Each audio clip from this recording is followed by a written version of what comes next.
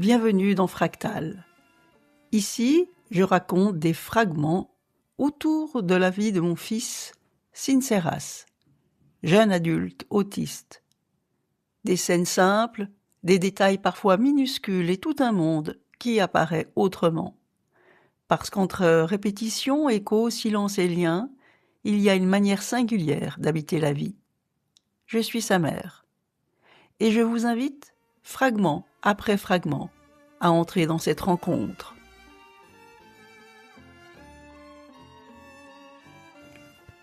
Aujourd'hui, je vous raconte la promenade du soir. En discutant avec mon fils de la rubrique « Pour mots de douche », il me dit que ce qui lui ferait vraiment plaisir, c'est qu'on parle de la promenade du soir.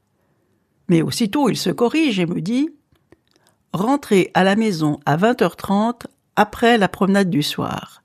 Voilà le titre que je veux. » Bon, le titre n'est pas très accrocheur, mais il cache quand même une histoire. Une longue histoire dont je ne suis pas sûre de pouvoir raconter ici tous les détails. Depuis plusieurs années, Sinceras avance dans son projet de vie. Il a le désir de vivre en autonomie dans son appartement, avec ses habitudes, ses repères, ses routines. Et dans cette autonomie patiemment construite, il y a le soir. Le soir et sa promenade. Le soir, il aime bien sortir marcher. Avant, cela pouvait être en bus, en tram, à pied, en trotte, selon le trajet, selon l'envie, selon une logique qui lui appartient. Depuis quelque temps, c'est à pied. Pour l'aider à se repérer, et surtout quand les jours raccourcissent et que la ville devient plus sombre, plus froide, plus floue, on lui a donné une heure de retour, 20h30. Une heure simple, une heure écrite, une heure comme un petit phare. Au début, rentrer à l'heure n'allait pas de soi. 20h30 pour un jeune adulte, c'est tôt. Et puis, il y a la vie, les écarts, les invitations, les sorties, les exceptions qui déplacent les lignes. Bref, la règle existe, mais elle flotte encore un peu.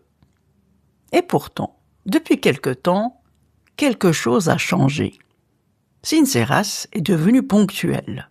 Vraiment ponctuel. À 20h30 ou presque, au quart d'heure près. Nous aurions pu croire que c'était grâce à notre accompagnement, grâce aux objectifs écrits, grâce aux rappels, grâce à la patience, aux explications, au cadre. Mais non, ou pas seulement. La vérité est plus étrange, plus fine, plus sinueuse aussi. Depuis longtemps, Sinceras veut passer le permis de conduire. C'est un désir profond, un désir ancien, mais il ne peut pas. Et cette impossibilité pour lui reste difficile à comprendre. Parce qu'il rencontre parfois des adultes autistes qui ont une voiture et donc un permis. Alors dans sa logique, la question est simple. Pourquoi eux et pas moi? On a essayé d'expliquer la différence de situation, les niveaux de besoin, le fait qu'autiste ne veut pas dire identique.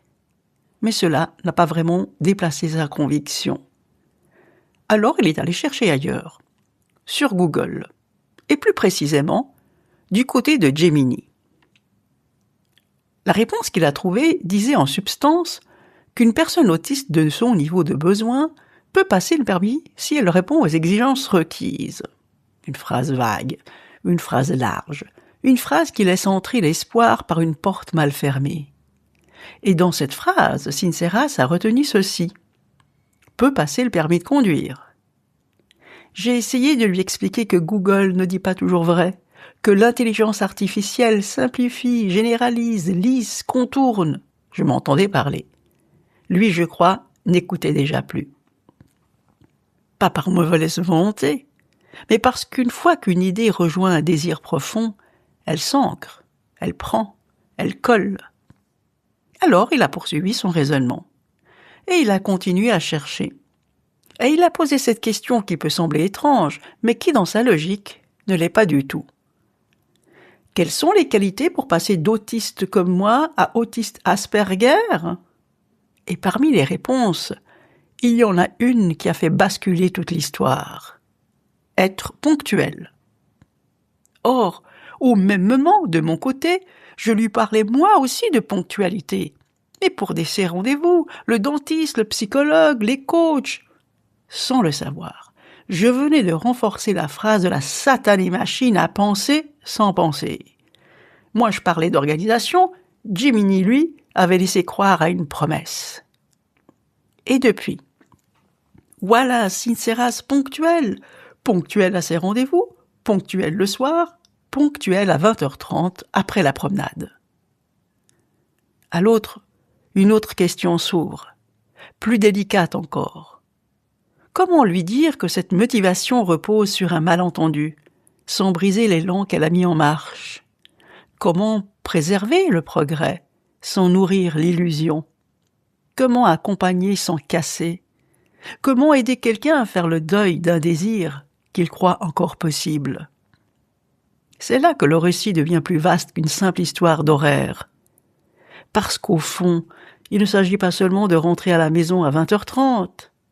Il s'agit d'espoir, d'écrit, de croyance, de la façon dont une phrase lue quelque part peut devenir une ligne de vie.